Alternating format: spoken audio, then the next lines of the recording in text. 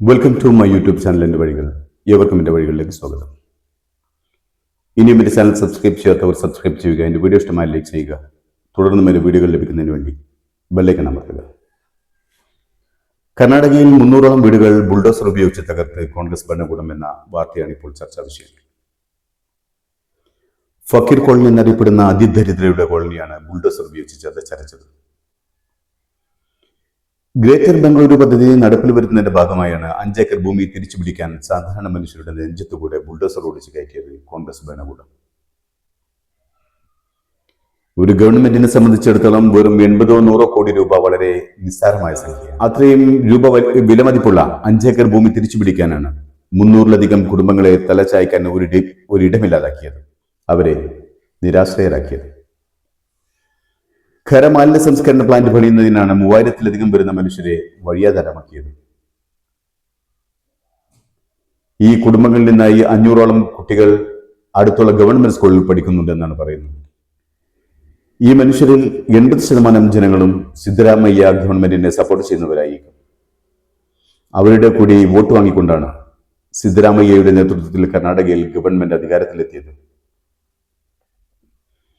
എന്നിട്ട് അതേ ജനതയെയാണ് ഒരു രാത്രി കൊണ്ട് ഭവനരഹിതരാക്കിയത്. യാതൊരു മുന്നറിയിപ്പുമില്ലാതെ, ഒരു നോട്ടീസ് പോലും നൽകാതെയാണ് ഭരണകൂടം അവരുടെ സ്വപ്നഗ്രഹങ്ങളെ തച്ചുടച്ചത്. ഈ മഞ്ഞുകാലത്ത് കൊച്ചു കുഞ്ഞുങ്ങളെ പോലും തെരുവിലേക്ക് തള്ളിവിട്ടത്. ഇവർ ഇന്നോ ഇന്നലെയോ ഇവിടെ താമസമാക്കിയവരല്ല. 25-30 വർഷങ്ങളുടെ പഴക്കമുള്ള കോളനി നിവാസികളാണ്. അവർക്ക് ആധാർ കാർഡുണ്ട്, ഇലക്ഷൻ കാർഡുണ്ട്, റേഷൻ കാർഡുണ്ട്. എല്ലാ അവകാശങ്ങളുമുള്ള ഇന്ത്യൻ പൗരന്മാർ തന്നെയാണ് അവർ. അവരെയാണ് തെരുവിൽ നിന്നും ഒറ്റപ്പെടലിന്റെ ഇരുണ്ട തെരുവിലേക്ക് ഒരു ഭരണകൂടം ഇറക്കിവിട്ടത്.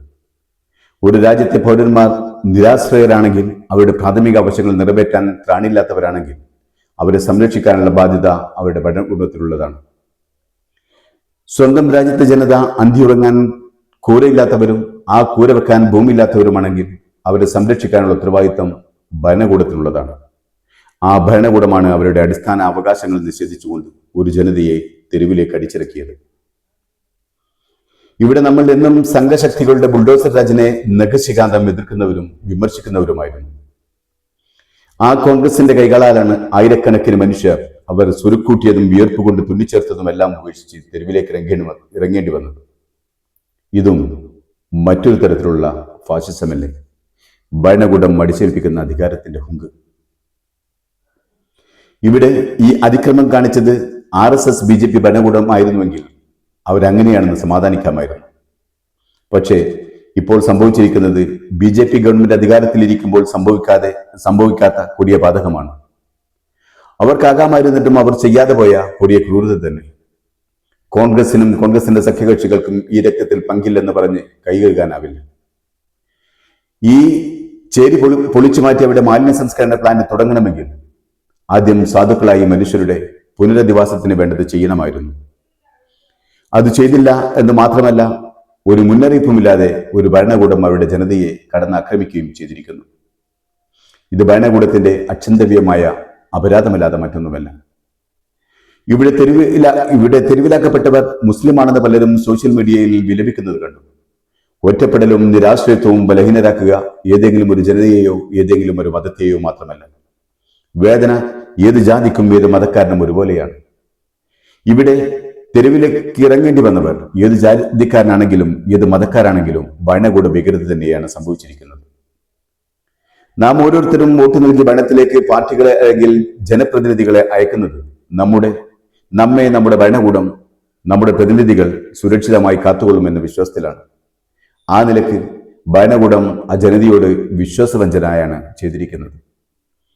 ഒരു ഭരണകൂടം തെറ്റ് ചെയ്യുമ്പോൾ അണികളും സഖ്യകക്ഷികളും ആ തെറ്റിനോട് താതാത്മ്യം പ്രാപിച്ചുകൊണ്ട് ന്യായീകരിക്കുന്നതാണ് ഭരണകൂടത്തിന് കൂടുതൽ തൻപ്രമാണിത്വം കാണിക്കുന്നതിനും തെറ്റുകൾ ചെയ്യുന്നതിനും പ്രചോദനമാവുന്നത്. അതുതന്നെയാണ് ഇവിടെയും കാണുന്നത്. സംഘശക്തികൾക്ക് എതിരാണെന്ന് പറഞ്ഞ് ജനങ്ങളെ വിശ്വാസത്തിലെടുത്ത് അധികാരത്തിൽ വന്ന കോൺഗ്രസ് ഭരണകൂടമാണ് കർണാടകയിൽ. ആ ഭരണകൂടത്തിൽ നിന്നും സംഘികളെക്കാൾ മോശമായ പ്രവൃത്തി ഉണ്ടാവുമ്പോൾ ജനം ഇനിയും വിശ്വസിക്കേണ്ടത് ആരെയാണ്? ലീഗ് കോൺഗ്രസിന്റെ സന്തത സഹചാരികളായതുകൊണ്ടാവാം കോൺഗ്രസ് ഇപ്പോൾ ചെയ്ത ഈ നെറികേടിനെ വെള്ളപൂശാൻ ശ്രമിക്കുന്നത്. ഓൾ ഇന്ത്യ KMCCയും ഇപ്പോൾ ശ്രമിക്കുന്നത് ആ വെള്ളപൂശലിനെയാണ്. സംഘടനക്കുള്ളിൽ നിന്നും സംഘടനയുടെ തെറ്റുകളെ തിരുത്താൻ ആളുകൾ തയ്യാറാകുമ്പോൾ മാത്രമേ ദിശാബോധമുള്ള നേതാക്കന്മാരും പാർട്ടികളും അവർ നിയന്ത്രിക്കുന്ന ഭരണകൂടവും ഉണ്ടാകും. അനീതി ചെയ്യുന്നത് ഒരു ചെറിയ കൂട്ടത്തോടാണെങ്കിൽ പോലും അത് അനീതി തന്നെയാണ്.